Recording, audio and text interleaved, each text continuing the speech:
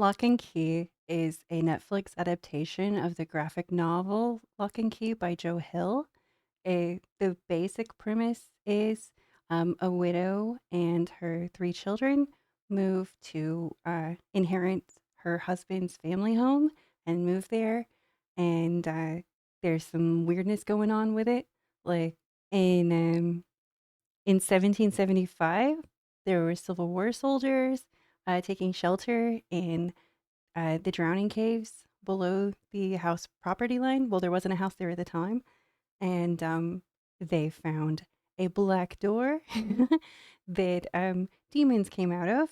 And when the demons came into the normal world, they turned into bits of metal called whispering iron, and they figured out that they could forge the whispering iron into different keys, and each key does its own thing.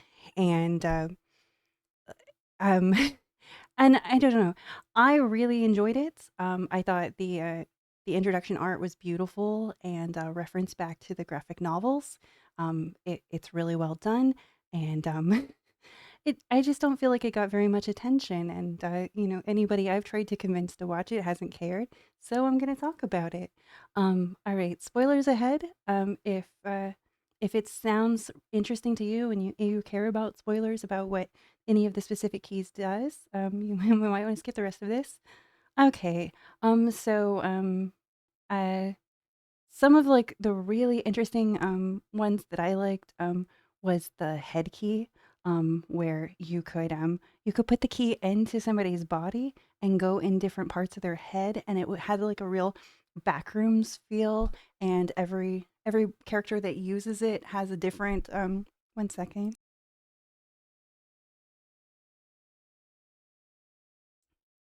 has a completely different head space. Like it might look like a store, it might look like well, it might look like a mall, it might look like a broken down school, or just they all looked different, and I thought that that was nice because it was a really good depiction of the different characters' personalities. And you could bring people inside your own head to see your memories. And I think that's probably my favorite.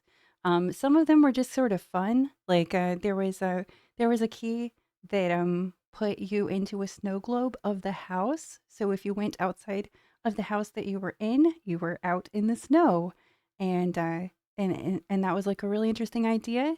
There's one key that opens a door, and when you go outside the door, you are you're severed from your corporeal form and you fly around like a ghost, but you're not actually dead. It's the ghost key, and you can come back to your body like afterward, as long as you can get back through the door to your body. And there was a blooming key that you could use on trees to make them bloom even out of season.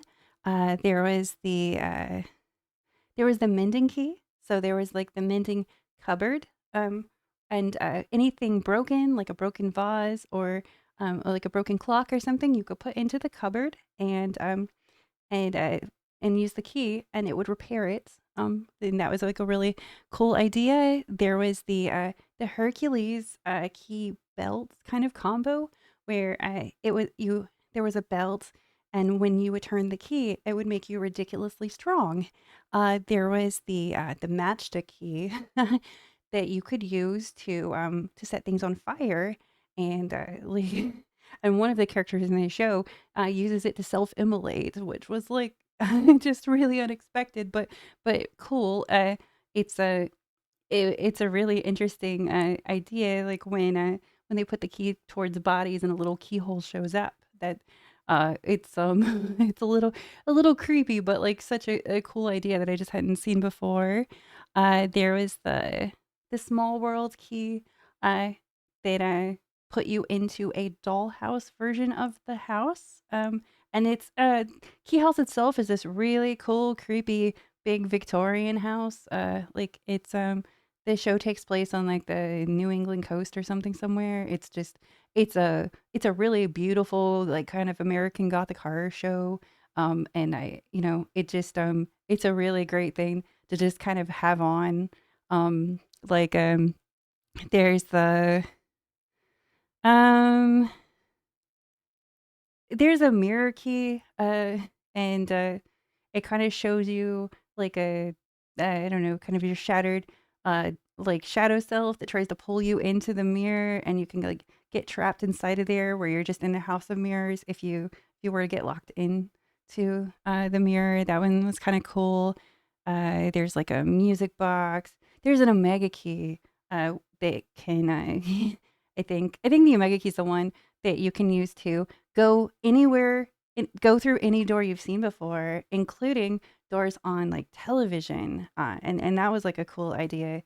So you could like travel across the world if you happen to see a door like on your screen for somewhere else.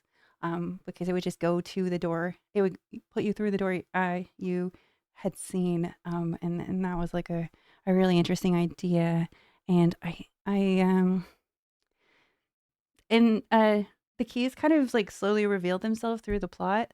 Like there would just be the point where the characters would kind of hear whispering and like the keys would kind of call to them. So they didn't reveal them all at once. It was kind of gradual throughout the show. And I thought that was kind of nice. So that there wasn't too many Deus Ex Machinas like going on at once, and there was like the protagonist uh, was a demon that somehow was able to come through without turning into a whispering iron, who wanted the keys back because um, even though let's see, so the demons are called children of Leng, when and they're still alive as keys. That's why they have like the magical properties and they kind of sing.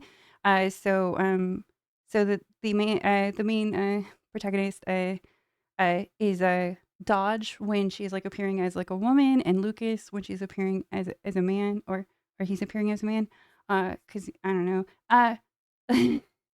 There's a different movie about demons called Low, which I really liked. Uh, the idea that like demons have like a masculine and feminine um like appearance, kind of like in Elder Scrolls, like the Daedric princes, how like some of them some of them appear in different forms, like Meridia or Nocturnal. But and then like Clavicus Vile like always appears like as male or something.